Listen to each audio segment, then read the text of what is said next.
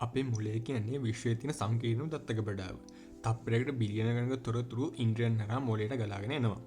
නමුත් විනාඩි 10කට කලින් කරපු දේවල් ගැනත් සමහරට වඩා මතක නැව නේද? ඇත්තටම අමතක වීම කියන්නේ මොලේ සිද්ධ වෙන වැරැද්දක්ද? නැත්නම් මොලේ විසින් හිතාමතාම කරන දෙයක්ද?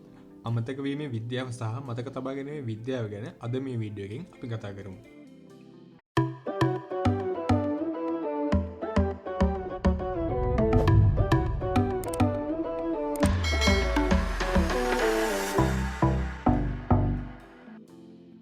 මතකය කියන්නේ මොලේ එක්තැනක තියෙන ෆයිල්ලක් නෙමෙයි. ඒක නියුරෝන අතර ඇති වෙන සම්බන්ධතා ජාලයක්. අපි අලුත් දෙයක් අත්දකිනකොට මොලේ සයිනැප්ස් හරහා විද්‍යුත් සංඥා ගමන් කරනවා. මේදී එන්කෝඩින් සහ කොන්සොලිඩේෂන් ලෙස ප්‍රධාන ක්‍රියාවලි දෙකක් සිද්ධ වෙනවා. එන්කෝඩින් කියන්නේ තොරතුරු මොලේට තේරුම් ගත හැකි කේත බවට පත් කිරීම.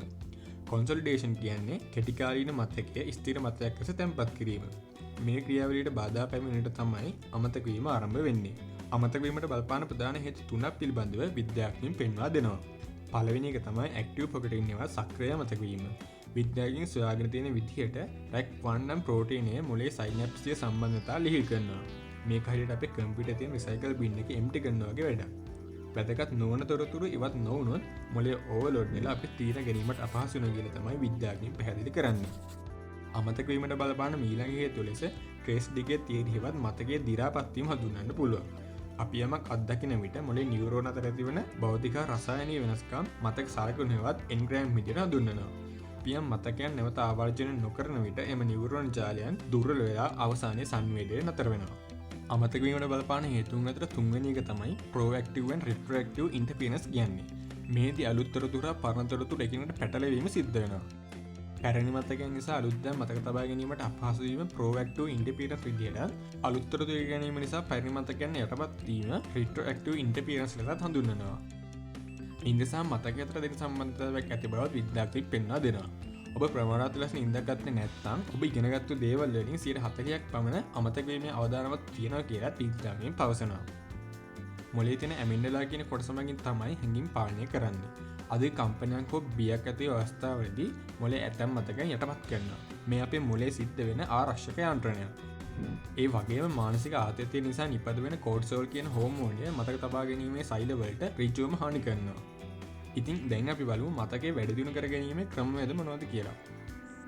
ස්පේස් රෙපිටිෂන් කියන්නේ මතකයේ වැඩි දියුණු කර ගැනීමේ ඉතා සාර්ථක ක්‍රමවේදයක්. හර්මින් එබින්හවුස් කියන විද්‍යාඥයාගේ අමතක වීමේ චක්‍ර හේවත් පොගටින් කර්ව් එක මත තමයි මේ ස්පේස් රෙපිටිෂන් ගේ ක්‍රමවේදය පදනම් වෙලා තියෙන්නේ. මේ ක්‍රමවේදය මගින් කියවෙන්නේ ඔබ උගත් දේවල් ඉගෙනීමේ විනාඩි 20කට පසු, දිනකට පසු, සතියකට පසු හා මාසයකට පසු නැවත මතක් කරගන්න කියලා. මේ හරහා මතකයේ කෙටිකාලීන ගබඩාවේ සිට දීර්ඝකාලික ගබඩාව දක්වා ස්ථිරව මාරු වෙනවා. ඒ වගේම අපේ මොළයට අංක වචන වගේ දේවල් මතක තබා ගැනීමට වඩා රූප හා රටා මතක තබා ගැනීම වඩාත් පහසුයි. මෙතෙන්දි සිද්ධ වෙන්නේ ඇසෝසියේටිව් ලර්නින්. එහෙම නැත්නම් අලුත් තොරතුරක් දැනටමත් මොළයේ තියෙන ස්ථිර තොරතුරක් සමග සම්බන්ධ කිරීම. ඒ වගේම මතකයේ වැඩි දියුණුවට කායික ව්‍යායාමත් ඉතා වැදගත් සාධකයක්.